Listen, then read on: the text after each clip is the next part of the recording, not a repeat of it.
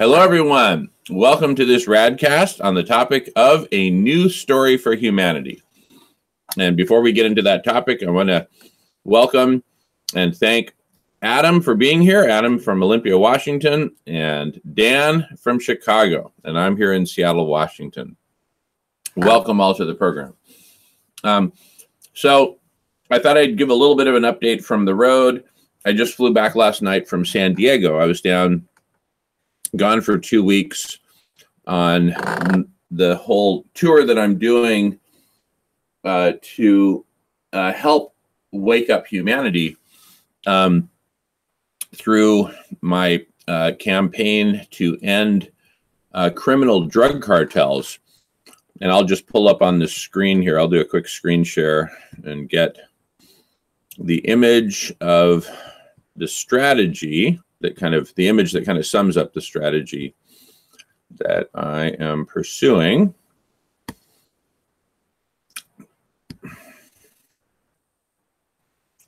So let me do a quick screen share here.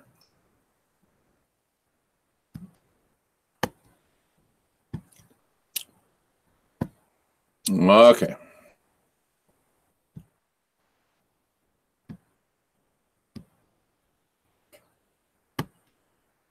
Okay, can you guys see that poster? Strategy, a new path forward. So we're on this red arrow that I've shown many times, this highway to hell with abrupt climate change, destruction of the biosphere, poisoning of the ocean, et cetera, et cetera. So we need an off-ramp from that.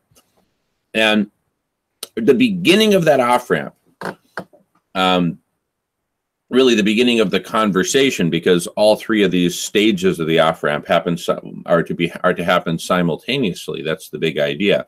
But the beginning of the conversation is, hey, why the heck are we tolerating these ghoulishly violent criminal drug cartels that are killing hundreds of thousands of innocent people, destroying entire countries? And for what? What benefit? No benefit, nothing but harm, pure evil. And all of this the drug cartels can be taken out with the stroke of a pen by repealing federal prohibition, which is unconstitutional. So with this, we get the ball rolling, right? We get the conversation rolling. We get people's mindsets changing. It's like we were on this highway to hell. You know, and this feeds right into the new story for humanity. We were on this highway to hell. And then I'll just show another image. Here I am in downtown Seattle with my mom and my buddy, lifelong friend, Jamie Gilchrist, retired DEA. And, you know, here we are. This is the big poster that I show around. And I've taken it to Southern California. Last Thursday, I was in Beverly Hills on Rodeo Drive. The night before I went to the police station, you remember Beverly Hills Cop from the 80s. Well, I went to the Beverly Hills police station and I said, hey, you know, I'd like to do this, you know, demonstration with a big sign, political message, yada, yada, dressed as Darth Vader. Are there any issues? Anything I should know about? You know, watch out for, blah, blah, blah. And the sergeant on duty was super cool. I think he really respected what I was doing. And he said, he basically said, you know, he told me the guidelines and he said that he would let the day shift, you know, sergeant in charge of the day shift and their whole day shift crew of police, you know that I was going to be there, and he'd basically check me out, and it was cool. So Rodeo Drive, you know, ground zero for capitalism, for hoarding, for money in Beverly Hills, California. There I was all day long, singing and dancing, getting quite a bit of attention. So that was super cool. And then on Saturday, I went to the US-Mexican border with this exact same sign, except you see how on the top here, there's an umbrella that sticks out of the top. Well, I collapsed the umbrella, having it still sticking out of the top, but basically as a stick. And then I put the Darth Vader helmet on top of it, like a decapitated head. So there I am at the, you know, at the border crossing where all the pedestrians cross between US and Mexico. And you have it's the terminal point for the San Diego trolley that takes a lot of traffic down there. So there I am on Saturday, singing and dancing with amplified music, my voice, background music, singing Spanish love songs at the border. And so it's just, Let me get back to Hangouts here. And it was just really intense because, you know, I didn't know if I was going to get shot or threatened or whatever. And I'm just out there doing my thing. And, you know, people were loving it. And so it's all really good validation to me. We're on the right track. I'm going to go back to Southern Cal. I'm going to go back to California in 2 days, starting in the Bay Area and then back down to Southern California. And I'm going to do a concentrated effort in Southern California with other people involved who are flying in to help out. And everyone's welcome. Everyone is welcome to join because we need both a story, a new story for humanity, how we're going to get off of this highway to hell, and we need to make that story a reality. Both those things need to happen ASAP. We're out of time. That's my thesis. I haven't even given you gentlemen a chance to talk or even say good morning. So I'm going to go on mute now and let you guys say hello, anything you have to say, and then we can keep it rolling. Going on mute. Going on mute. Yeah. So I'm Dan from Chicago. You know, a couple of thoughts. It seems like it's very, very hard to get really good traction on being raised to a point where people would actually be concerned. And, you know,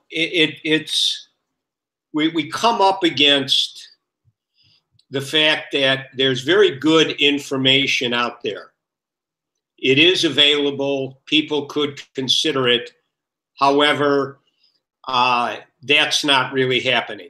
You know, I kind of noted a few days ago this professor of atmospheric chemistry from Harvard, I think his name was John Anderson, came out and said, I think he used the metaphor of a Marshall Plan, and we only have until 2022, 2023 to do something about drawing down greenhouse gases out of the atmosphere. And also, I think he mentioned doing something with the Arctic. So you would have thought in any kind of a rational, sane world, that would get some play, but it didn't. And this is constantly being encountered. So, you know, and I mean, again, Guy McPherson has been out there forever with very good information. You know, he's done the work, the documentation, the research. It's available. He's a pretty compelling speaker, very impressive in many ways. But again, he's been marginalized right from the get-go and has never really been able to get beyond that. So I think those are kind of reality on the ground type of facts. And then the question becomes, how do you overcome that? And I think that, you know, we come up against these denial beliefs, you know, where the one that's most frustrating to me is that we have lots of time, you know, and that kind of spins off of the fundamental belief, you know, in America for sure, that we're always going to have progress. Everything's going to get better. You know, the technology, et cetera, you know, eventually nobody will have to work. We'll all have, you know, wonderful, happy lives. That is still, it dominates, I think, the minds of many, many people who have established for themselves upper middle class existences as we see it in the United States today, and elite kinds of existences. And so, you know, there's this kind of, well, everything is going to be okay. You know, don't be saying the sky is falling, you know, this kind of stuff. And so we have, you know, it has to be understood that that is a belief, and it needs to be deconstructed. It needs to be unpacked. It needs to be taken down. And yet, you know, the way to do it is a real problem. And I've been thinking about that. And, I come up with, obviously, it would be good to educate people, to be able to actually educate them. But I think we all know, in theory, that should work, but it doesn't. Again, because the denial is very, very strong, and it's a belief type of denial. And then we have, and you have a lot of people in the United States who still have the belief, like Donald Trump, that it's some kind of a hoax in order to get economic competitive advantage over the United States. And that's another belief that's out there. So, you have progress, you have the plenty of time, and you have some version of, it's just BS, it's a hoax. And I think that, what I've always felt is getting authority figures to be able to put the word out there, whether they're, climate scientists, whether they're other scientists or people who have an understanding of, kind of empirical reality, kind of the way science should work, and be able to have them put these messages out there. And so to me, because that's the quickest way, because if somebody is ignorant about something and they hear an authority figure who they have respect for say something, then they will usually, there's a good chance they'll go ahead and take that in. Because a lot of people just simply are ignorant of what's even going on at this point. So, those are some of my thoughts. And I think, when we talk about a story of humanity, the incredible ability to be in denial about things is, and I just throw in one other thing that people should be aware of, which is part of the reality on the ground, is that we're in huge population overshoot, which actually has contributed to the exponential increase in greenhouse gases up there. And according to Paul Ehrlich and some others, the carrying capacity of the globe, at least back some time ago, was maybe 1.5 to 2 billion. And since we're at 7.5 billion today, that's another harsh reality that people have to take in and understand what's going on. And a lot of that is, we still have these organized religions which say, be fruitful and multiply, some version of that. So there's so much work to be done in so little time. So it's quite a conundrum. I'm going to go ahead and mute out.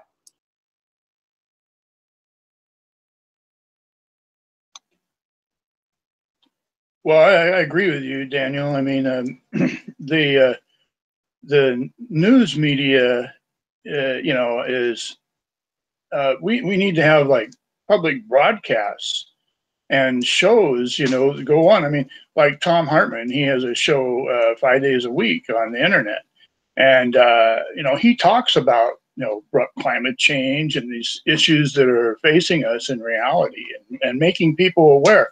But most of the people watch the syndicated news networks on TV. They come home, make their drink, sit down in front of the TV and watch the syndicated news network. And they get filled full of propaganda. And it doesn't make any sense. I don't know why these, the elite or whoever they are that control the news media aren't making people aware of this, because that's where people get their information. And boy, they are just, I was talking to a friend of mine yesterday, and he is so filled with this type of propaganda type of information. I mean, he's just twisted around, and he claims to be this, a big time Christian type of guy, but yet at the same time he says, well, I don't believe in the Catholics, and I don't believe in this. There's a whole lot of the Christian religion that I wouldn't believe in. and but his particular form is right. And it just, the whole conversation just left me kind of I don't know, really disappointed, because that's, I mean, and at one point he says, I'm not gonna, I'm not gonna stand for this. This is, I will stand up and fight for my God, and this stuff like that. And it's like, that's not the mentality we need. We need people to come together. That's what we need. We need everybody to come together and start thinking in unity. And, the news media could help us do this, and they're not. And, so I don't know. I'm with you, Dan. They need to be, and they're not, and I don't know why. And well, actually, I think you do know why. I'm sorry if I do. Okay. I think I do know why. And I think you know why. And it's the addiction to money. It's the addiction to money. The people who control the news media are in it for the money. And they're addicted to it. They're making lots of it. The more money people are making, the more addicted they get to it. And they need that money coming in every day. And what sells advertising is not abrupt climate change. If they promote the story of abrupt climate change, people are going to, they're going to stop shopping for all this frivolous crap, and they're going to be stocking up on basic supplies, and creating a bunker in their basement or whatever they think they can do to survive. They're also not going to get the political support that they need in order to have access to all these politicians and special guests from government who appear on their shows. So they're really, their hands are really tied by their addiction. That's how I see it. And so what we need is, and the topic of this program is a news story for humanity that can help people to break free from the collective delusion that we're living under. And begin to come together in a positive way. Yeah, Jamin. So, in the context of a new story for humanity, I think I agree with the concept of money hoarding. I do agree with that, but I think we have to couple it with the issue of psychopathy and how that is connected to, essentially the predator-prey dynamic that all human beings have within their mind brain. And so, it's like I have these, I think I get together with some friends every week, and we have conversations about a lot of things. I don't press the climate change per se there, because we've already been through it. But Donald Trump comes up very frequently. Trump this, Trump that, and I always try to stress that if you want to understand Donald Trump, you have to see him as a very, very kind of almost out front, proud psychopath, where he sees the world as consisting of predators and prey. And he sees himself as a highly successful predator. And what gets coupled with that in the psychopathic mindset is there is a contempt for the prey. There is a contempt for others. And it takes some very, very powerful forms, where it's easy to see people who are not doing so well in this kind of psychopathic economic system, particularly what it's been since 1980. It's just very easy to see them as losers. They're just losers, and they complain and they whine, And if they were had any chance to be a successful predator, they would be happy to be that. And they would screw me over the same way they think I'm screwing them over. And this is a very problematic mindset, and our culture at this point in time, and it's supported by the economic theories that are there in academia and these business schools, where essentially people who have that kind of a mindset tend to prosper. And again, you know, I mean, Donald Trump is somebody who seems to me to be very psychopathic, but he also has tremendous efficacy to get things done in the world. And you know, that you know, having that capacity to be a very effective doer and taking of action in the world isn't necessary. You know, that doesn't preclude you being a psychopath at all. And so that's you know, it's a combination that a lot of people end up having in this kind of a culture. So it seems to me part of a new story of humanity entails recognizing how we are, you know, that we all are capable of stepping into the predator role. I do think that as we have this tremendous population overshoot and we have resource scarcity, we you know, you can just see the tribalism increasing, whether it's religious, nationalistic, etc. And this allows for a lot of behavior to, you know, start to unfold. And I think so part of a new story of humanity is to recognize what we are as human beings to a certain degree, and to understand that tendencies that we have that are hardwired in need to be controlled.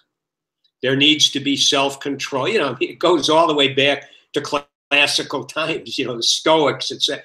You know, we need to have the ability to control, you know, to exercise self-control so that the hoarding, money hoarding, the greed doesn't, you know, motivate us in these short-term, you know, kind of decisions.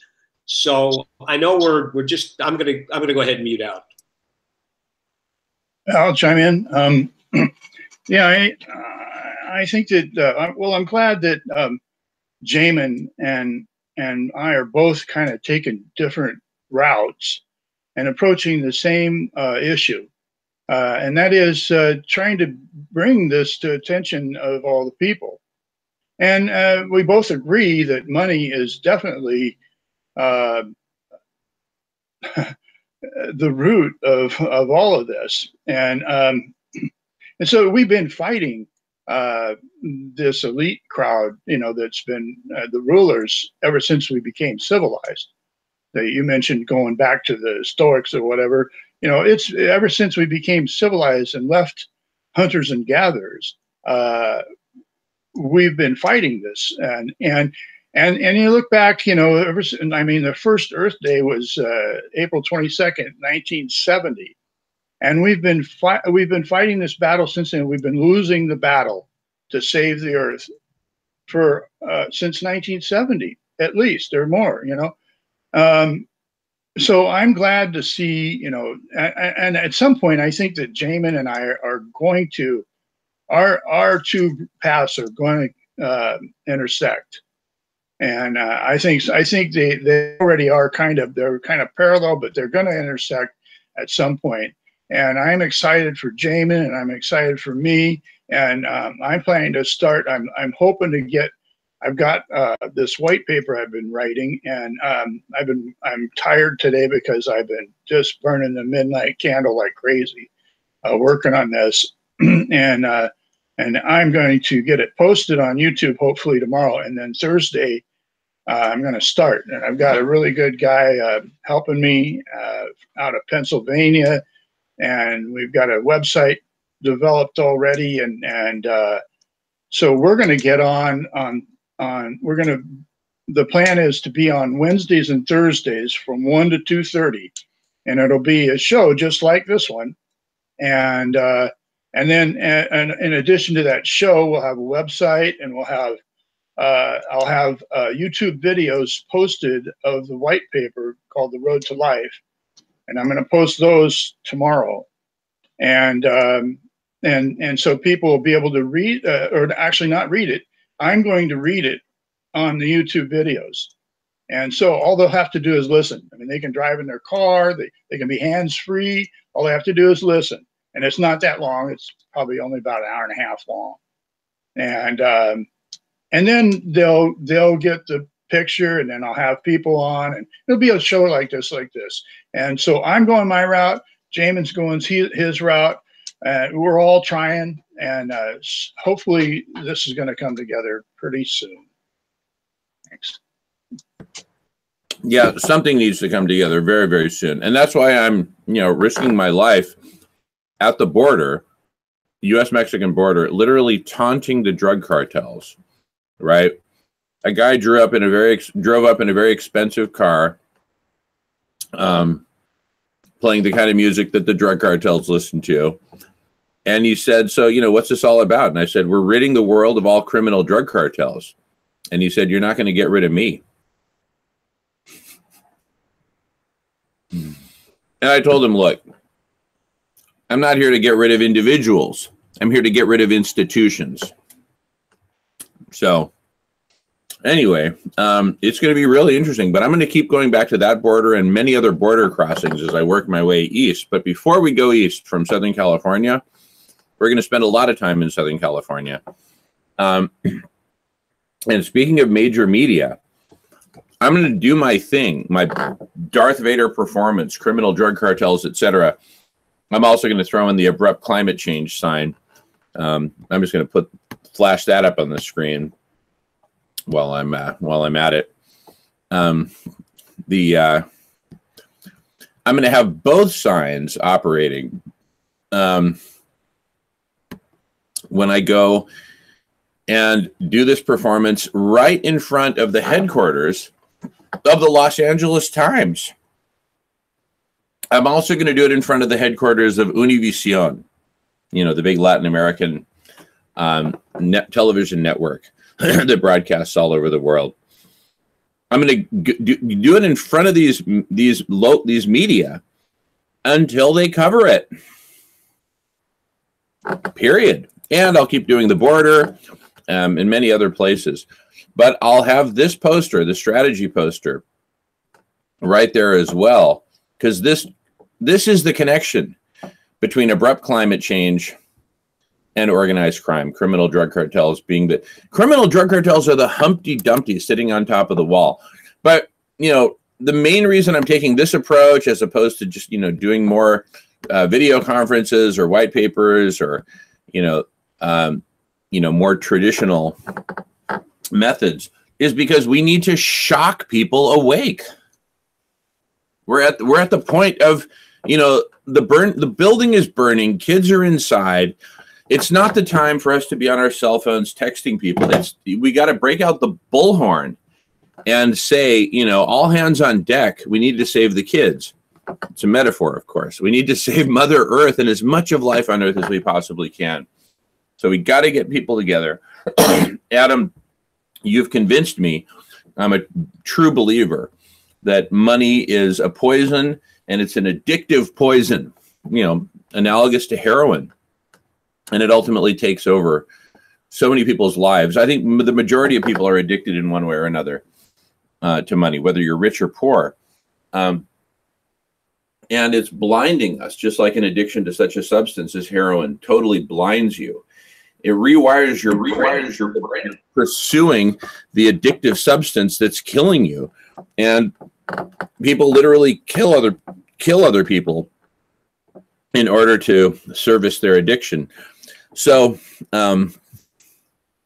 anyway, a lot of time in Southern California, probably starting in about end of this week, Friday or Saturday, we'll get back down to Southern California and get the show back on the road there. And I'd like to invite everyone to come. We're mainly going to be in the LA area, lots of places to hit in LA. These media, like I told you about, the universities, UCLA, Caltech, and then the U.S.-Mexican border at Tijuana, and You know, they'll probably find a spot or two in San Diego, but I really want to hit Los Angeles hard. I'm going to go to South Central LA with the big cartel sign, and, you know, be right there on Crenshaw Boulevard where there's, you know, you know, armed gangs and whatnot. You know, wherever I need to go to start the fire and get the word out and get people engaged. So I want to invite everyone to come join me in Southern California. We'll post updates on this channel, on my Google Plus, and on Facebook. And Southern California is the beginning of a national tour. Actually, not the beginning. The beginning was up here in the state of Washington. We did a couple of spots in Oregon, Portland, Ashland, where the Ashland cartel is killing innocent people. And no one's reporting on that either. So I went to Ashland to put the Ashland cartel on notice that we're taking them down as well. We're almost out of time. I'm going to go on mute, let you gentlemen have the last words, and then I'll need to close the next. Okay. You know, my final thought or final words is that I think that we need to have, as part of the messaging, we need to have young people who understand the dynamic that's unfolding and are willing to state that they are not going to have any children because they do not want to bring children into the world, given what appears to be the likely outcome. You know, I posted, I don't know, I posted something in Facebook, and this one woman got back to me, and I kind of know of her peripherally. I don't know her personally. And you know, she said something like, you know, what you just stated in my deepest, darkest fears. And she's somewhat younger, but not really a young person.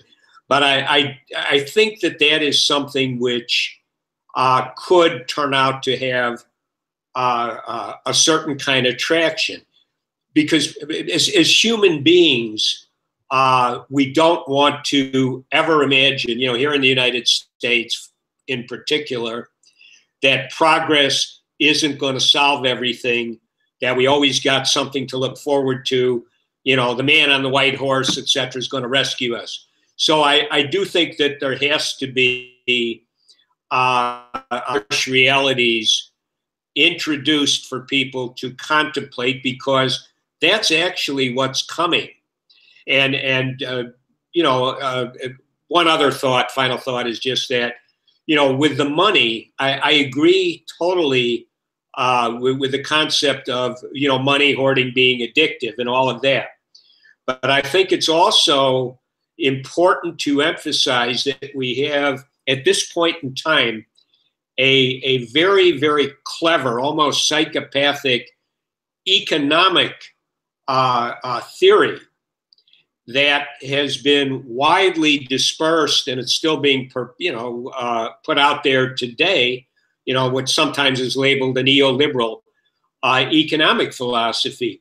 That's what really justifies a person giving in to the money hoarding, you know, addictive stuff.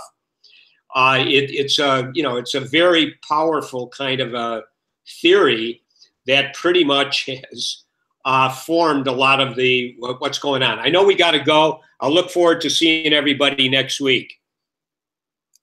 Thank you, Dan. Adam, any last couple of words? Because I got to close it out. No, I'm fine. Well, I'll just say one thing. You call it money, call it hoarding, whatever you want. It's not a physical substance. It boils down to a mental thought. And I would encourage you, Dan, to look up and see if you can find any information on the brain pathologies, that how money affects the brain, because it definitely affects individuals, and it also affects the collective brain of mankind. That's all I wanted to say. Thank you. Exactly. Our collective brain is poisoned by it. All right. Look forward to seeing you gentlemen and everyone in 1 week on the next social club. We should have more time then. And till then, be well. Godspeed. Keep pushing forward. Keep spreading the good word. And we'll get this done one way or another. Thanks so much, you guys. See you all next time.